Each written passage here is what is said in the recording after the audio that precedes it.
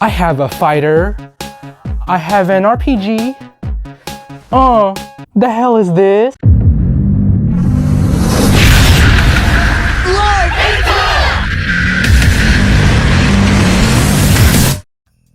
Switching genres isn't a new thing for video games. There was the transition of the mainline Yakuza games from action beat-em-ups to turn-based RPG with the recent-ish Yakuza Like a Dragon, the Fallout series from RPG to third-person shooter with the third installment, and of course Dynasty Warriors, whose first game was actually a fighting game instead of the hack-and-slash stick the franchise is so synonymous with. I actually made a video about that last game, so if you want to see my thoughts on it, the link will be in the description below. Which brings us to today's topic, Blue Breaker Burst. Oh, right. I don't have a physical copy. I have it digitally on PS3. Blue Breaker Burst Bishou o Anata, also called Blue Breaker Burst Hohoemi o Anata to, is a 3D fighting game for the Sony PlayStation. Why the two names? I have no idea. Released on July 23, 1998, exclusively in Japan, the game was developed by Hunex, who specialize in dating sim visual novels such as the Vitamin series, some of the titles in the Simple series budget games like World Fighting and Ping Pong, as well as the PS2 ports of Clannad and Fate Stay Night. It was published by Human Entertainment, who are best known for the Fire Pro Wrestling and Clock Tower franchises as well. The game serves as a sequel to Blue Breaker Ken Yori mo Hohoemi yo, which was not a fighting game at all, but rather an RPG that was released on the PS1 and Sega Saturn just the year before. In the first Blue Breaker, you play as Kane, some warrior guy in a medieval fantasy land who is unfortunately not the world-renowned wrestler and the other half of the Brothers of Destruction, going on an adventure to defeat the darkest of lords to fulfill the hero's journey, all while many other people join his party along the way. Many other women, to be more precise. So he's slaying the bad guy while laying the mad pipe, got it. Yeah, the first Blue Breaker game is both an RPG and a dating sim visual novel, as your actions towards the girls directly affect the outcome of the story. A pretty novel concept. It turned out okay, I suppose. Certainly okay enough to warrant a sequel. But why the change to an entirely different genre for it? No idea. Guess the developers were swept up by the 3D fighting game craze that was ever present during this era of gaming. In fact, they were so swept up by it that they did it once more after. In less than 2 months. What? And here we are. Hey everyone, I'm Bento, and this is Blue Breaker Burst. Yes, I do have both bursts on my PS3, so I'll talk about them one at a time. Why do I have both of them, you may be asking? Or, as a matter of fact, why do I even have these? Because. That's all you need to know right there! Alright, let's talk about the first one for starters. The one with the two names. Bishou. You can tell which one is which by the color of the cover's background, as Bishou's is blue, while the sequel's is white. So the game starts, and immediately we are greeted with an anime-as-hell opening sequence. As per usual, you got all the characters doing their little walk into frame and looking at the camera, as well as the typical cutting in and out to flex, in typical anime intro fashion. The art is decent enough, the animation looks alright for the most part, and the pop rockish theme music playing is pretty catchy, making the intro as a whole okay to me. The game includes a couple of modes, Story, Original, Versus, Training, and Config. Versus mode is Versus. You need 2 players for that, so yeah. Training mode is where you hone your skills, practice your moves, as well as look at your character's move list. Config is just options mode, so you can change your button layout, the difficulty of the AI, number of rounds in a match, as well as save and load data.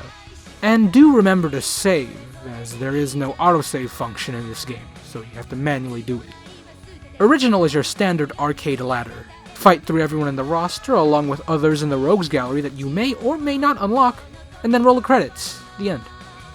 And of course there is story mode, where you play as a character and go through their lore-filled journey to do whatever it is they have to do in the Blue Breaker universe.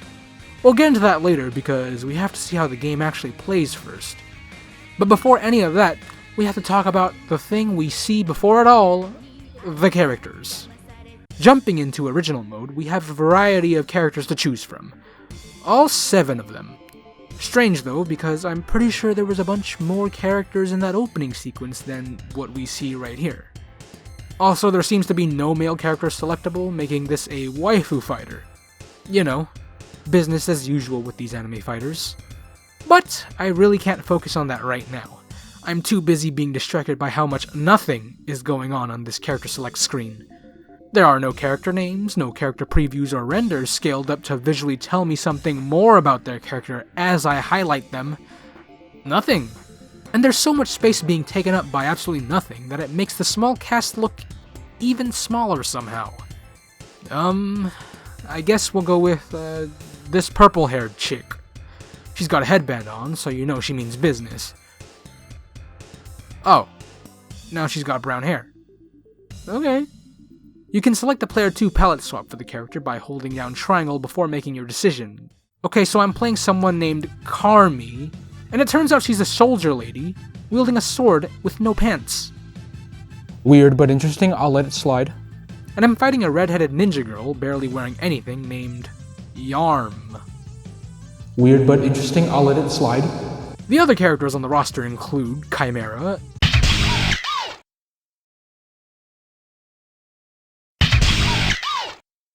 this cowgirl-looking samurai lady, Asha, a priestess and or shaman, Hamune, if Gandalf was a teenage witch, Maya, basically Killick from Soul Calibur, and Naruto, Naruto, arguably the most badass-looking chick in the game, with a scythe. And as you play through the game, you'll meet more characters, such as some guy, and some guy? Goblin? Guyblin? On visuals alone, the game's not that great, let's be honest here. But I don't think it looks outright awful either. I've seen much, much worse. The heads-up display at the top is aesthetically interesting, with the whole fantasy RPG feel going on, and the in-game character models look rather plain and everyone's got the same face, just with different colored eyes. The stages are also simple too, with a flat JPEG as a background, but at least it does scroll left and right as you move about the stage accordingly. Unlike a certain fighting game that I know of. The sound is also kind of not terrible either, but just mediocre as hell. The sound effects do fit the corresponding actions on screen and such, like the attack, impact, and whiff sound effects, but nothing really stands out as anything of note, except for the voice clips, because, oh boy, there's a lot of voice clips. Some are decent, but most are not. However, it's not by virtue of how bad they are necessarily. Instead, it's just how there's an overabundance of voice lines, repeated ad nauseum, on top of the fact that they are also not good, making it almost ear-greening. Though the music from what I heard is pretty good. It has a, for the lack of a better term, a pretty groovy feel that's electronic/synth based. I haven't found any rips of the soundtrack online, but I did find the themes for Maya and Asha, the latter of which I do kind of enjoy. With all that being said, however, for 1998, the same year that Dead or Alive 1, Rival Schools, and Tekken friggin' 3 also came out on the PlayStation 1, it does not look the part. Heck, even the first Ballerina Toshinden looks almost better than Blue Breaker Burst. Well, I said almost. Speaking of Ballerina Toshinden, the gameplay is pretty similar, but just more clunky. Not sure how that's even possible since Toshinden is pretty clunky itself too. Matches take place on an elevated ring, so you can ring out opponents to take matches on top of KOing them. Controls are simple to grasp. You move your character around with the D-pad, you can move forward, backward, jump, and crouch with the press of a direction. Double tapping forward and backwards gives you a dash in that direction, and holding down the double tap forward allows for a run. Word of advice, don't run. It's highly punishable, as the recovery animation of when you do stop running is like negative kabillion, and you'll just get smacked the hell up. Also, since this is a 3D game, you're able to sidestep to the left or right of where your character is facing towards. But the input is kind of weird. Pressing down twice lets you step toward the foreground as expected, but pressing up twice makes it look like you're buffering into a jump after a jump again. So how do you step the other way then? Well, you have to press down first, and then press up to step toward the background. Alright. You have access to a few different attacks and abilities with the face buttons. There's the basics, of course, like triangle for light attacks, circle for heavies, and square for guarding. And the X button is relegated to magic attacks that use up the special meter that sits right under the life bars. Each magic move you do usually takes up 1 bar out of the 5 you are given, but they do automatically regenerate throughout the battle and reset after each round. They also deal chip damage, and can kill with chip damage. As expected, the usual suspects that are seen in other fighting games are present as well. You can throw by pressing triangle and circle, only from the front though, follow up knockdowns with either up and triangle for a jumping attack, or down and triangle for a faster but less damaging crouch attack, and special moves through a series of directional presses and attack buttons. These last ones do depend on the character, and what their moveset allows for. Additionally, each attack type has their own specials, with triangle light specials, circle heavy specials, and X magic specials. On top of specials, the magic ones have their own super special move, in the form of a summon. You know, like them good old-fashioned RPEGs.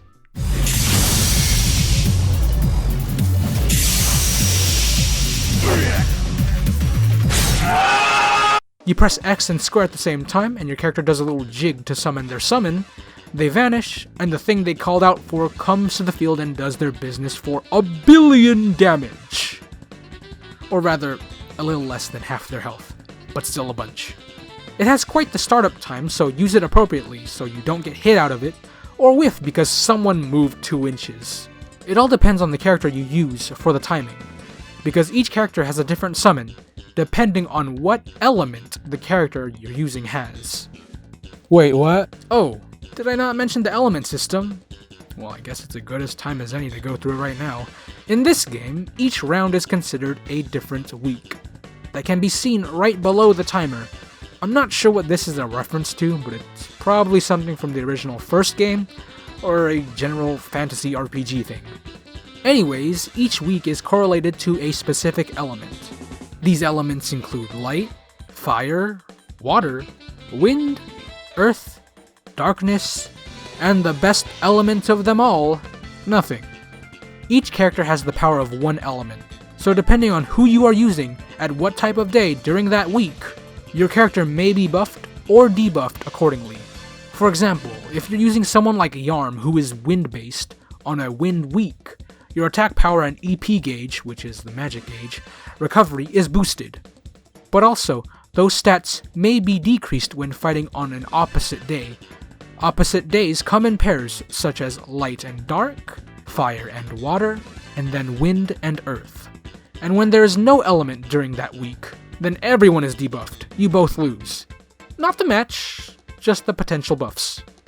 At first, there's no way to find out which character has what element. You can't tell from the character selection screen, or once you're actually in the game. But after reading the game's manual, thank God for the digital PSN copy to come with one, I found them out. As stated before, Yarm uses wind. Then you got the others, with Karmi having fire, Maya utilizing earth, Chimera and Hamune using water, and Asha and Narta having light. You may be saying to yourself, wait, you said only 5 out of the 6 elements that the characters are using. Where's darkness? Isn't that the question of the day? Yeah, no one on the roster has darkness, but instead there are 2 characters that use water and 2 characters that use light. It's kind of strange, but now there is some context as to why some characters have the same summon. Light users summon an angel that shoots a giant heaven beam from their staff. Water users summon a purple knight that casts a giant water tornado. Wind users summon another knight to do a sword/power wave. Earth users summon an oldish looking demon lady to move the earth, which I have lovingly dubbed the Obasama Slama. Fire users get the default best one by summoning a fucking dragon.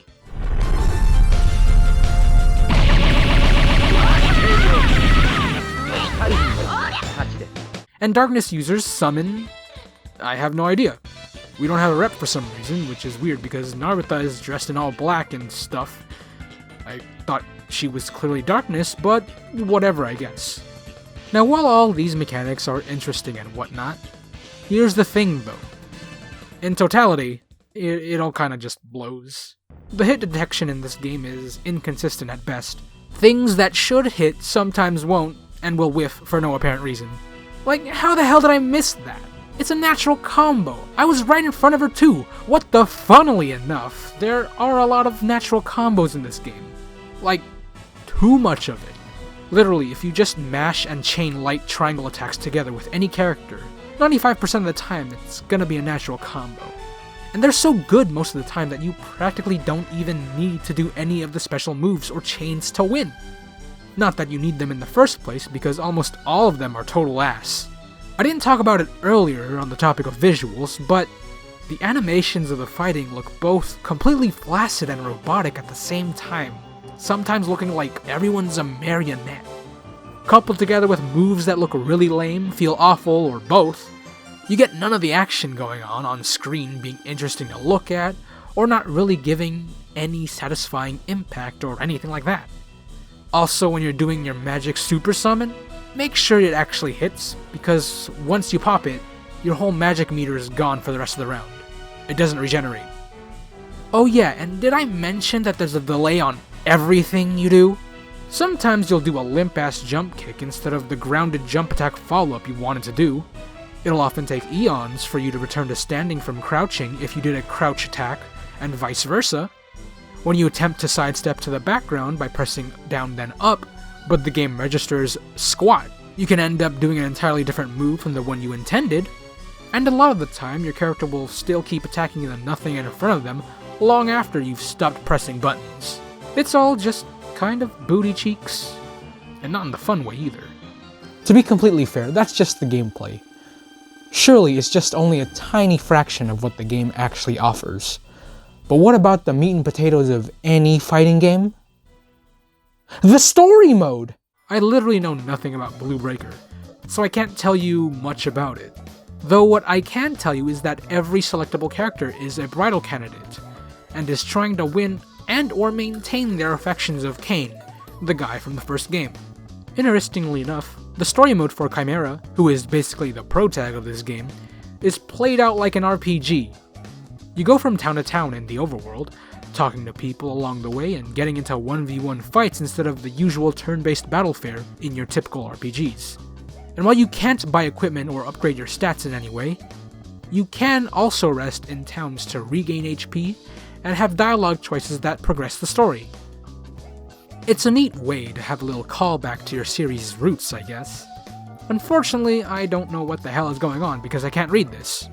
So after almost 2 hours of playing through it using the Google Translate camera app on my phone, and walking around, interacting with everything and anything I came across upon, Chimera must have caught dysentery and died or something because I got a game over. Oops. With that said, it's also important to note that Chimera's story is the only one like that. The other character stories are played like original mode, in the style of an arcade ladder, interspliced with talking bits for the story, and the other stuff like knowing where to go and what to do in the overworld already being done for you. Unfortunately, for me, the best girls of Karmi and Maya are not selectable for some reason in this mode. Bummer.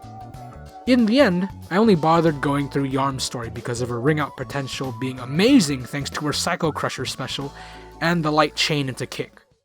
Anyways, from what I could follow, at least for Yarm's story, is that she wants to become human, because apparently she's not, so she can live happily ever after with Cain. She attempts to get money for the, Jewel of Change, which her friends have told her that it could help her become human. She finally gets the jewel, but it turns out to not be a thing, and she cries and runs away. Why did her friend tell her it was a thing when it wasn't in the first place? I don't fucking know. She runs off to a cave to find a fancy looking sword and attempts to sell it off to make some money, because what's a gal to do?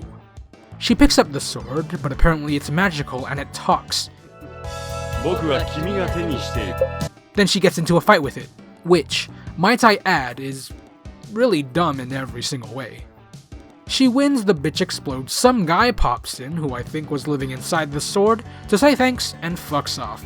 She and Cain kiss and make up with another neat looking jewel that came from the magical sword, and then roll the credits.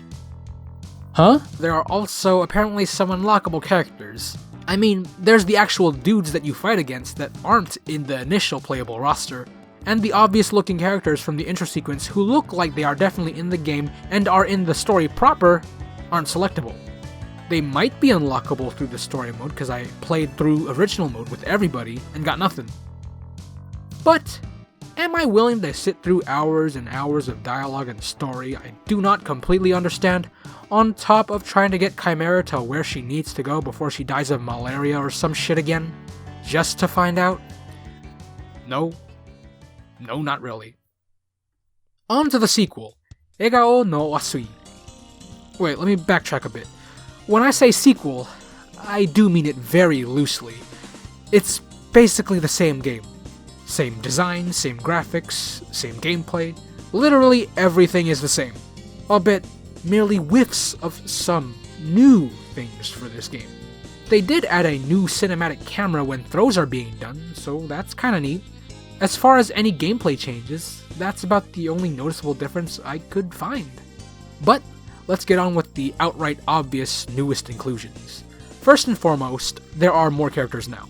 Adding on to the roster from the first one, everyone from the first game's intro sequence is now here. You got the prototypical elf archer, Turner, who uses the element of earth. She's only got one magic special and has horrible startups on almost everything she does. A super priestess, Wise, who has the power of light. She has awful reach despite having one of the longest weapons in the game. An Amazonian-esque warrior, Rekka, with the power of wind. She's just Yarm, but with a sword and not as cool. The medieval crab spider woman, Lamille, who uses fire. You don't even have to think with her, just mess triangle, you'll do most of the job. And finally, we have the biggest weirdo in the game, Sarge, who is possibly the only character that uses the darkness element. And she's probably my favorite character. Not because she's an extremely good character, no, she's far from it. She's actually god-awful, with her piss-poor range and attacks that take like a billion years to come out. Sarge is my favorite character because she's the most ridiculous character. She looks away while she stabs repeatedly like she doesn't want to. She tosses her knife in the air and covers her head to protect herself just in case it lands on her. Her sidestep makes it look like she's running away from the battle in fear. If you use circle as your second attack in a chain as an ender, she throws herself at the opponent. And this chick's intro is her waddling up to the stage and tripping over and falling on her face. It's the absolute dumbest shit, and I just adore it. And since she's a darkness user, we finally get to see what the summon is for that element. It's an e-boy using Goku's Ultra Spirit Bomb for Budokai 2, fuck! Come on, y'all, lend me your power!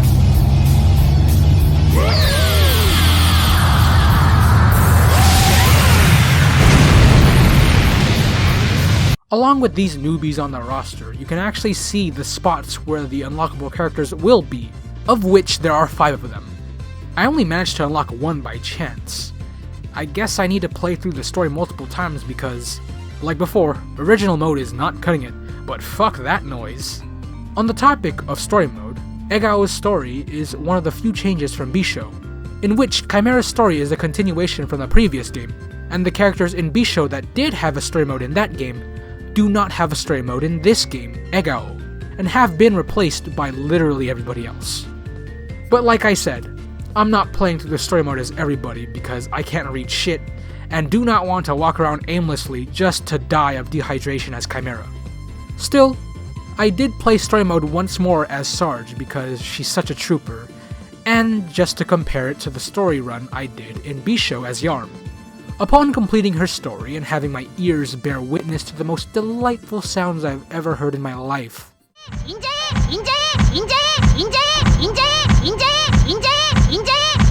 it does really seem that the other brides who are not Chimera all go through an adventure to fight the evil magic sword, which is still very stupid. I mean, the thing has no legs and he spins around to attack you. How the hell do you fight that? Anyways, the new other things that they added to Egao are Team Battle and whatever that says. Team Battle mode is exactly how it sounds. You and another player make a team of 3 characters and fight each other until one team is left standing. If it's just you playing, you'll just fight against the AI's randomly selected team that you don't see until you actually get to fight them. Each character on a team has one life, so if one character is defeated, the next character on their team is spawned in the next round, and the winning team's active member stays on the field as a portion of their health is regenerated. Neat addition, but it's nothing really special, and it should have been already included in Bishou in the first place. And upon booting up this other mode, it seems to be just Chimera's story mode again, but with more limited functions. There are no fights, you can't sleep in towns to heal since there are no fights, you can't save or load your progress, and there's no one to talk to. It's like every town you visit is a deserted ghost town. You walk into a place, Chimera says, "What's up?" She stands there in silence for like 3 minutes, and then realizes no one is home and just books it. What a strange mode. It's been like over 10 minutes I've been walking around and interacting with everything and nothing ever happened. Oh, whoa! Another life form! And it's Best Girl! Finally, something is happening. So it turns out that this mode is basically a substitute for the game's gallery mode. Once you've beaten a character's story mode, they spawn in their respective location in the overworld. Interacting with them allows you to view the artwork that was shown in their story, and both their overworld theme and battle theme, amongst other things. And since the game was also built to read any progress you've made in Bishou, you can also see the galleries of any character whose story you did complete in that game as well. I would say that this is pretty cool, but something just dawned on me. Assuming that this game was sold at a full price at the time, you would have to pay for literally the same game twice the full amount to get all the content. If you bought Bishou only, you would not have access to all the playable characters' stories in that game, since Maya and Carmi's stories are in this game, Egao, and not in Bishou. And if you bought Egao only, you'd have the same problem, plus more, because you can't complete the extra gallery mode and have everyone appear at their own places in the overworld.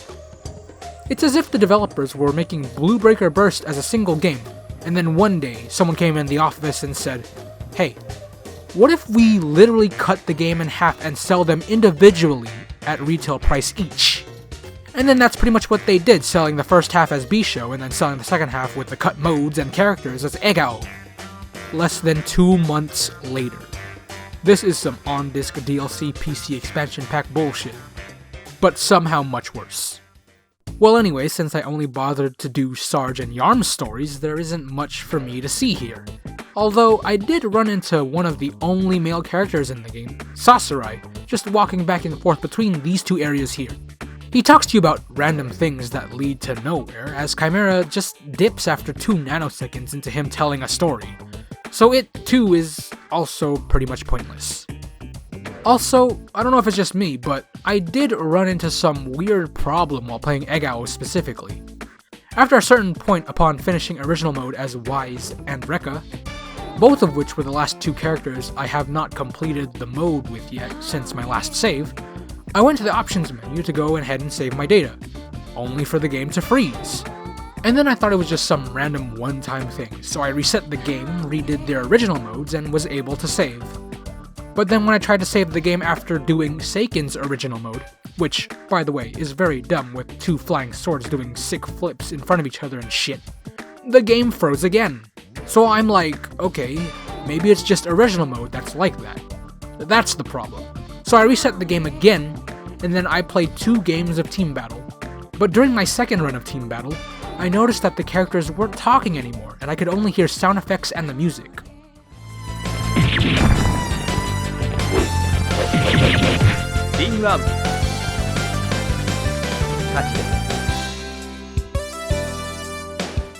I went to save afterwards, and wouldn't you know, the game froze again.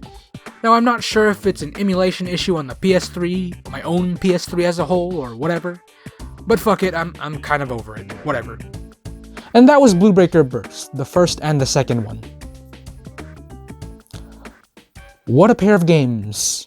I mean, an RPG turned fighter is an interesting turn for a series to take. Certainly, there's some neat things that these games bring to the fighting game table. like the auto-regeneration of the special meter, the fantasy aesthetic, and the story and gallery modes being played like an RPG outside of the fighting. But all the things that have to do with the fighting is jank as shit. Terrible hit detection, the delay on everything you do, lame as hell moves, and the fact that you can just do the same move over and over again and do just fine without the other moves. It just lacks depth and staying power, making the whole experience in just a few minutes be kind of bland and boring. Moreover, the fact that you need both games, Bishou and Egao, to even have a complete, full copy of the thing is fucking baffling. And shitty at the time that they sold at retail. And I'm pretty stupid for actually paying for both of them, since the other half of the game doesn't even work half the time also. Fantastic. As a whole, Blue Breaker Burst is interesting, ridiculous, and stupid all at the same time. It's some good old early 90s 3D fighting game jank. Only it's the late 90s and at double the price. I only managed to find out about it by surfing the Japanese PSN store for any PS1 fighting games, or rather, any game that I was interested in particular. And trust me, I ended up leaving with a lot more things than I needed, to be honest. Well, I'll most likely pull something from there to talk about in the future. But in the meantime, I want to thank you all for watching, and until then, peace.